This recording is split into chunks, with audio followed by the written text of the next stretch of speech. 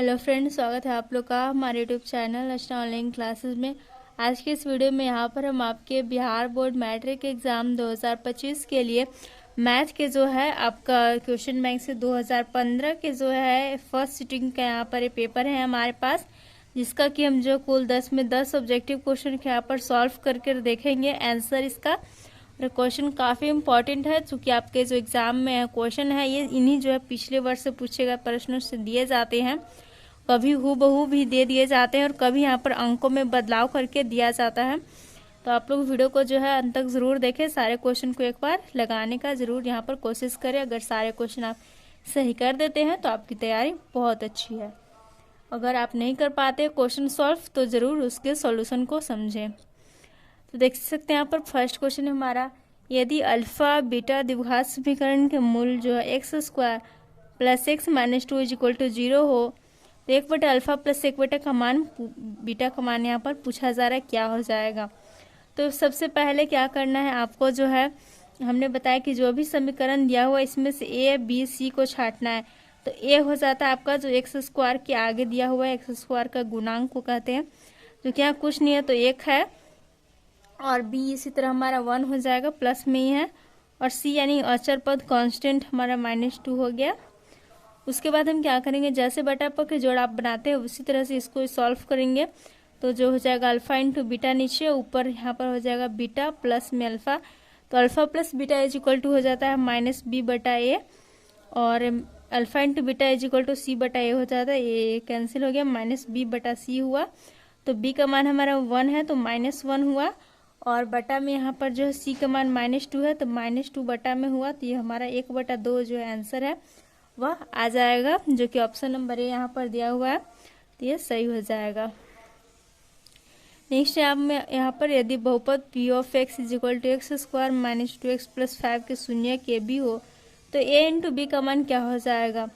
तो a into B का मान यहाँ पर पूछा जा रहा है। तो हमने अभी एक फॉर्मूला बताया है कि alpha into beta is equal to हो जाता है आपका c/a। तो अगर हम इसको c/a करें तो c का मान यहाँ पर हमारा 5 है और a का मान +1 है। तो c/a करेंगे तो 5/1 इज इक्वल टू हमारा 5 आ जाएगा। तो ऑप्शन नंबर ए सही हो जाएगा। मैथ में आपको सिंपली फॉर्मूला पूरा याद रखना है, आप ऑब्जेक्टिव ऐसे ही 50 में 50 करके आएंगे। ओके, बस फॉर्मूला आपको याद रहना चाहिए। नेक्स्ट है, दो परिमेय संख्याओं के बीच कितनी परिमेय संख्या हो सकती है।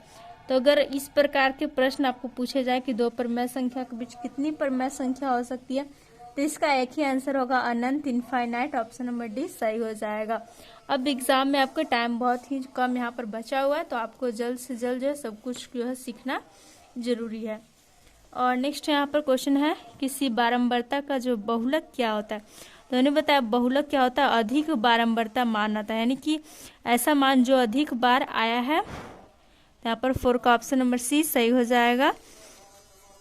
अब नेक्स्ट यहाँ पर, यदि समानांतर चतुर्भुज की सभी भुजाएं एक वृत्त को स्पर्श करे तो वह समानांतर चतुर्भुज क्या होगा।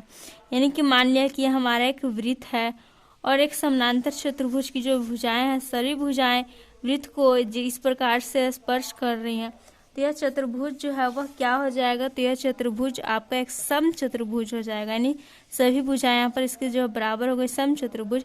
ऑप्शन नंबर 5 का सी सही हो जाएगा। अब नेक्स्ट है यहाँ पर, बिंदु 2,3 की दूरी मूल बिंदु से क्या हो जाएगी। तो मूल बिंदु से जो है दूरी निकालने के लिए आपका सूत्र हो जाता है √x² प्लस y²। तो एक्स स्क्वायर के लिए हमारा जो 2 का स्क्वायर 4 हो जाएगा और 3 का स्क्वायर 9 हो जाएगा।